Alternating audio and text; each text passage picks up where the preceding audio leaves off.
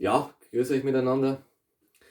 Heute hätte ich wieder gern von Georg Danzer wieder ein Lied spielen, auch genauso wie letztes Mal.